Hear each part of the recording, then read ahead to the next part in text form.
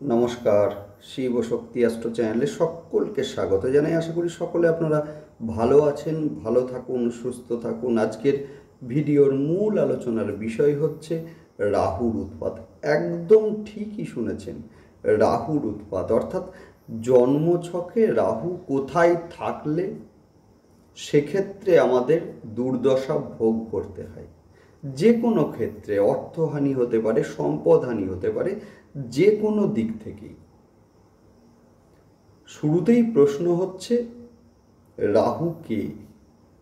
না, মূলত আমরা জানি যে সমুদ্র মন্থনের সময় যে অমৃত উঠেছিল, সেই অমৃত প্রাপ্তির জন্য শরভানু নামক একজন অসুর, যিনি কিনা দেবতাদের ছদ্মবেশ ধরে সেই মূলত অমৃত পান করতে গিয়েছিলেন, যেটা একমাত্র চন্দ্রদেব এবং সূর্যদেব ধরতে পেরেছিলেন। এবং সেই যে কথা বা সেই সংবাদ ভগবান বিষ্ণুকে পৌঁছে দেন এবং ভগবান বিষ্ণু তার সুদর্শন চক্র দিয়ে শরভানুর মস্তক ছেদন করলেন। যেহেতু অমৃতপান অলরেডি করে ফেলেছিলেন শরভানু, সেই কারণে কিন্তু শরভানুর মৃত্যু হয়নি, অর্থাৎ মস্তক সেই অংশটা অর্থাৎ কর্তিত মস্তক, যেটা কিনা রাহু, এবং ধর যে অংশটা সেটা হচ্ছে মূলত কেতু। এখন প্রশ্ন হচ্ছে রাহু কোথায় থাকলে ভালো ফল দেয় আর কোথায় থাকলে ভালো ফল দেয় না। মূলত সেই বিষয়টা আমাদেরকে জানতে হবে। শুরুতেই বলবো যে বৃষ রাশি এবং সেই সঙ্গে মিথুনে রাহু যথেষ্ট ভালো ফল দেয়। অর্থাৎ বুঝে গেলাম আমরা যে মূলত পৃথ্বীতত্ত্বের রাশি এবং সেই সঙ্গে বায়ুতত্ত্বের রাশিতে রাহু কিন্তু যথেষ্ট ভালো ফল দেয়। জলতত্ত্বের ঘরে কিন্তু রাহু ভয়ঙ্কর, অর্থাৎ ভালো ফল দেয় না, ভীষণ বাজে ফল দেয়, ভীষণ হচ্ছে খারাপ যে ফল সেগুলো দিয়ে থাকে। সুতরাং আমরা যদি ধরি যে লগ্ন সাপেক্ষে চতুর্থ ঘর যেখানে রাহু অবস্থান করছে এবং যে ঘর কিনা জলতত্ত্বের ঘর, অবশ্যই আমরা বলতে পারি যে সেখানে কিন্তু রাহু ভালো ফল দেবে না। অর্থাৎ মানসিক যে চঞ্চলতা সেটা তাকে ভুগতেই হবে এবং সেই সঙ্গে সম্পদের হানি সেগুলোও কিন্তু ঘটাবে। সুতরাং আমাদেরকে দেখতে হবে যে রাহু জন্মছকে কোথায় অবস্থিত। সেই সঙ্গে আমরা বলবো যে বৃশ্চিক সেই সঙ্গে ধনুতে রাহুদেব কিন্তু নিচস্থ। সুতরাং আমাদের ধরে নিতে হবে যে মূলত বৃষ রাশি এবং সেই সঙ্গে মিথুনে রাহু কিন্তু যথেষ্ট ভালো ফল দিয়ে থাকে। যাই হোক, মূলত এখন আলোচনা করব জন্মছকে কোথায় রাহুদেব অবস্থান করলে মূলত কেমন ফল হয় সেই নিয়েই। অবশ্যই আপনারা ভিডিওটিকে শেষ পর্যন্ত দেখতে থাকুন। আমি কিন্তু প্রতিকারও আলোচনা করব। সেই সঙ্গে অবশ্যই আপনারা চ্যানেলটিকে সাবস্ক্রাইব করে নেবেন। দেখুন, মূলত অ্যাস্ট্রোলজি শেখার জন্য সবচেয়ে ভালো জায়গা হচ্ছে শিবশক্তি অ্যাস্ট্রো চ্যানেল। অবশ্যই আপনারা সাবস্ক্রাইব করে নেবেন, ভিডিওগুলো দেখতে থাকুন, সঙ্গে লিখে নিন, দুর্দান্ত শিখে যাবেন আপনারা। সেই সঙ্গে গ্রহের গোচরের সঙ্গে সঙ্গে রাশিফল জানার জন্য অবশ্যই আপনারা চ্যানেলটিকে সাবস্ক্রাইব করে নিন। দেখুন, যে কোনো সিদ্ধান্ত নিতে গেলে গ্রহের গোচর কিন্তু দেখা ভীষণ ভীষণ জরুরি। না হলে কিন্তু সিদ্ধান্তে ভুল হওয়ার একটা সম্ভাবনা সেটা কিন্তু থেকেই যায়।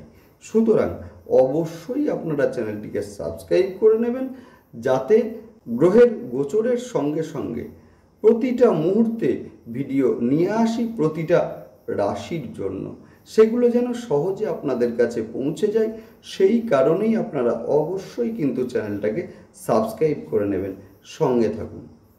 রাহু মূলত লগ্নে যদি অবস্থিত হয় সেক্ষেত্রে বলতেই পারি যে ভালো অবস্থায় থাকলে, শুরুতেই আমি বললাম যে কোথায় ভালো ফল দেয়, সুতরাং ভালো অবস্থায় যদি থাকে তো সেই ক্ষেত্রে ভোগী এবং সেই সঙ্গে ধুরন্ধর বুদ্ধিসম্পন্ন হয়ে থাকে। যদিও সেক্ষেত্রে লগ্নের সঙ্গে 5-এর একটা সম্পর্ক লাগবে। যদি অশুভ হয় সেই ক্ষেত্রে কিন্তু মাথায় আঘাত লাগার একটা সম্ভাবনা সেটা কিন্তু থাকবেই। সেই সঙ্গে অসবর্ণ বিবাহ বা ইন্টারকাস্ট ম্যারেজ সেটাও কিন্তু লক্ষ্য করা যায়, এবং সেই সঙ্গে যে বন্ধু বান্ধবরা আসবে সেগুলো কিন্তু এদের জীবনে যে বন্ধুই আসুক না কিন্তু মূলত সমগোত্রীয় হবে না, মেন্টালিটি ম্যাচ খাবে না। সুতরাং বন্ধুদের সঙ্গে মানিয়ে নেওয়ার একটা যে চেষ্টা সেটা কিন্তু করতেই হবে তাকে। নেক্সট আলোচনা করব যদি দ্বিতীয় থাকে, তো যদি ভালো অবস্থায় থাকে, অর্থাৎ ভালো অবস্থায় যদি দ্বিতীয় স্থানে অবস্থিত হয়, আগেই আমি বলেছি অলরেডি যে ভালো অবস্থায় কিভাবে থাকে। যাই হোক, ভালো অবস্থায় থাকে তো আমাদের জানতেই হবে, বলতেই হবে যে হঠাৎ করে অর্থ প্রাপ্তি এবং সেই সঙ্গে ফাটকা লাভ হয়ে থাকে। যদি অশুভ হয়ে থাকে তাহলে কিন্তু মূলত আর্থিক দিক থেকে প্রতারিত হওয়ার একটা সম্ভাবনা সেটা কিন্তু থাকেই থাকে। সেই সঙ্গে মূলত পারিবারিক জীবনে অস্থিরতা, অসৎ পথে আয় করার একটা প্রচেষ্টা সেটাও কিন্তু এদের মধ্যে থাকে। নেক্সট আলোচনা করব তৃতীয়তে যদি থাকে, যদি ভালো অবস্থায় থাকে তো যোগাযোগ ভালো হবে, এরা সাহসী হয়, সেই সঙ্গে জনসংযোগ বেশি হয় এদের।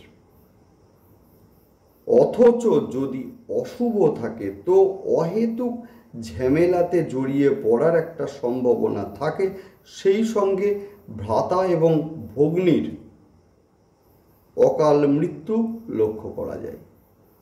নেক্সট আলোচনা করব যদি চতুর্থে থাকে, তো না চতুর্থে থাকলে মা থেকে হঠাৎ প্রাপ্তি লক্ষ্য করা যায় এবং সেই সঙ্গে গৃহে উন্নতি। আর যদি অশুভ অবস্থায় থাকে তো মূলত প্রাথমিক শিক্ষায় একটা ছেদ বা প্রাথমিক শিক্ষার ক্ষেত্রে বা শিক্ষার ক্ষেত্রে বাধা, বারংবার বাধা আসে এদের। সেই সঙ্গে বলবো পূর্ণ সুখের অভাব, মানসিক একটা চঞ্চলতা সেটা এদের লক্ষ্য করা যায়। বাড়ি যতই এরা করতে যাক না কেন বারবার বাধাপ্রাপ্ত হবে। নেক্সট আলোচনা করব সেটা হচ্ছে পঞ্চম ভাব। পঞ্চম ভাব হচ্ছে যদি ভালো অবস্থায় থাকে তো উঁচু মানসিকতা এদের হয়, সেই সঙ্গে ধুরন্ধর বুদ্ধি হয়ে থাকে, সেই সঙ্গে সন্তান লাভ হয়। যদি অশুভ অবস্থায় থাকে তো সেক্ষেত্রে আমরা দেখব যে বিজাতীয় প্রেম বা একাধিক সম্পর্ক, প্রেমের সম্পর্কে জড়িয়ে পড়ে এরা। যদিও যদি মূলত একাদশ স্থানের সঙ্গে কানেকশান থাকে তো একাধিক সম্পর্কে জড়িয়ে পড়বে এরা, কিন্তু কোনো প্রেমই শেষ পর্যন্ত টেকে না। নেক্সট আলোচনা করব ষষ্ঠে থাকলে। ষষ্ঠে থাকলে লোন প্রাপ্তি হয়, শত্রু নাশ হয়, কিন্তু যদি অশুভ অবস্থায় থাকে তো নার্ভের সমস্যা দেখা দেয়, সেই সঙ্গে আমরা বলতে পারি গ্ল্যান্ডের সমস্যা, শত্রু দ্বারা উৎপীড়ন সেটাও কিন্তু লক্ষ্য করা যায়। নেক্সট আলোচনা করব সপ্তমে। যদি সপ্তমে ভালো অবস্থায় থাকে তো অর্থাৎ সপ্তম স্থান যদি বৃষ বা মিথুন হয়ে থাকে সেক্ষেত্রে কিন্তু ব্যবসাতে প্রফিট, সেই সঙ্গে ব্যবসায় অর্থাগম হয়ে থাকে এদের।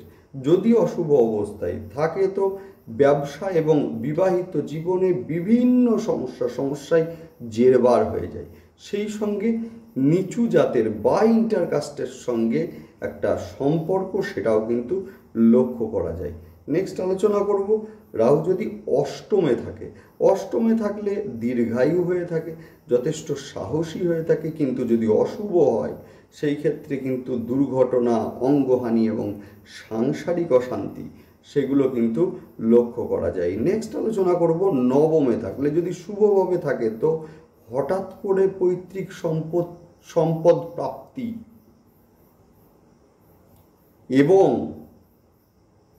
এবং দূরের সাথে যোগাযোগ বা বিদেশের সঙ্গে যোগাযোগ, বাইরে যে কোনো কর্মে বা শিক্ষার কারণে যারা যেতে চাইছেন এদের ক্ষেত্রে যথেষ্ট ভালো হবে।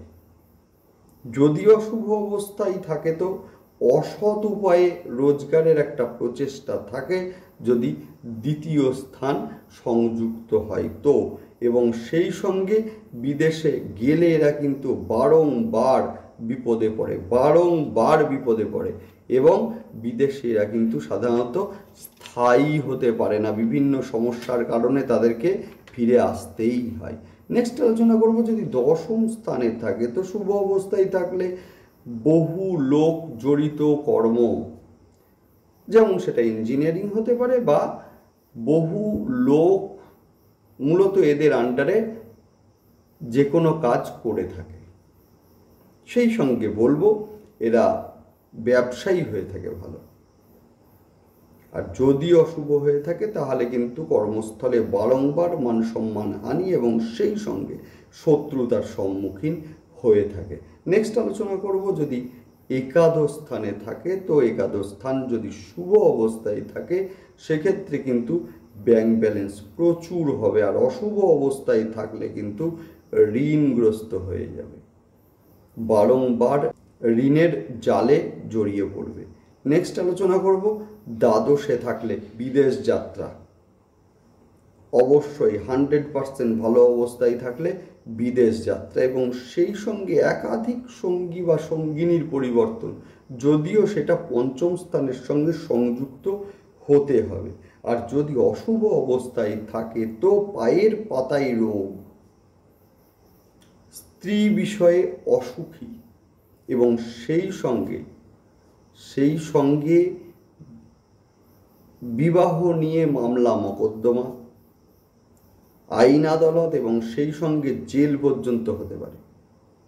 সুতরাং কোথায় আছে দেখতে হবে। যদিও বলা হয়ে থাকে যে রাহু যদি মূলত 3 সেই সঙ্গে 6, 11, 12 কানেক্ট করে থাকে তাহলে যথেষ্ট ভালো রেজাল্ট দিয়ে থাকে।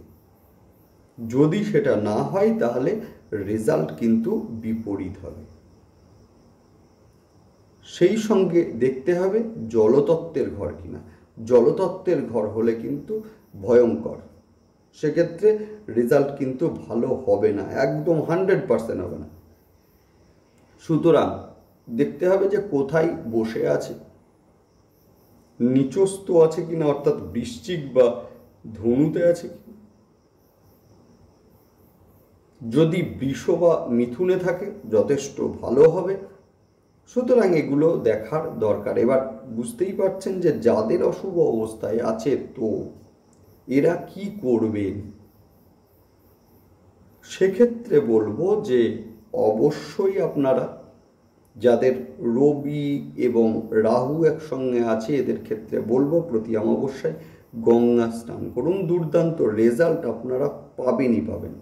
সেই সঙ্গে রূপোর কোনো চেন গলায় পড়ুন, দুর্দান্ত রেজাল্ট আপনারা পাবেন। সেই সঙ্গে চন্দনের গন্ধযুক্ত ধূপকাঠি বাড়িতে ব্যবহার করুন, দুর্দান্ত রেজাল্ট আপনারা পাবেন। সেই সঙ্গে বলবো শ্বেত চন্দনের ফোঁটা গলায় বা কপালে দিন, দুর্দান্ত রেজাল্ট আপনারা অবশ্যই পাবেন। যাই হোক, ভালো থাকুন, সুস্থ থাকুন। হ্যাঁ, আরও একটা কথা বলে রাখি, যদি পারেন রাহুর ইষ্টদেবী হচ্ছেন মা ছিন্নমস্তা। সুতরাং যদি আশেপাশে মা ছিন্নমস্তার কোনো মন্দির থাকে সেই মন্দিরে আপনারা অবশ্যই পুজো দিয়ে কাটাতে পারেন। যাই হোক, ভালো থাকুন, দেখতে থাকুন এবং সেই সঙ্গে অবশ্যই আপনারা চ্যানেলটিকে সাবস্ক্রাইব করে নেবেন। ভালো থাকুন, নমস্কার।